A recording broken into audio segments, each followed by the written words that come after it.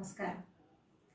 ఒకసారి నేను కవి సమ్మేళనానికి వెళ్తే ఒక కవిగారు అన్నారు, రాముడు గొప్ప సీత గొప్ప అని. ఇద్దరు సమానమని చాలాసేపు చెప్పినా కూడా అందరినీ అతను ఏమన్నాడంటే ఇద్దరిలో ఎవరో ఒకరి పేరు చెప్పాలన్నారు. అప్పుడు నేను రాముడు గొప్ప అని చెప్పాను. ఎందుకు నువ్వు స్త్రీవి కాబట్టి రాముడు గొప్ప అంటున్నావు అన్నారు. అప్పుడు నేనేమన్నానంటే స్త్రీలలో 90% మంది పతివ్రతలు ఉంటారు, భర్తను ప్రేమిస్తారు, భర్తను దేవునిలాగా పూజిస్తారు.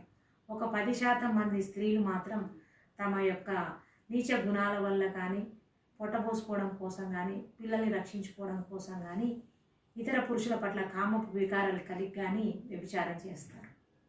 కానీ పురుషులలో అవకాశం లేక, పరాయి స్త్రీల పట్ల ప్రేమ ఉన్నా ప్రదర్శించలేక, ఆర్థిక ఇబ్బందుల వల్ల ఇతర స్త్రీలను ప్రేమించకుండా ఉంటారు తప్ప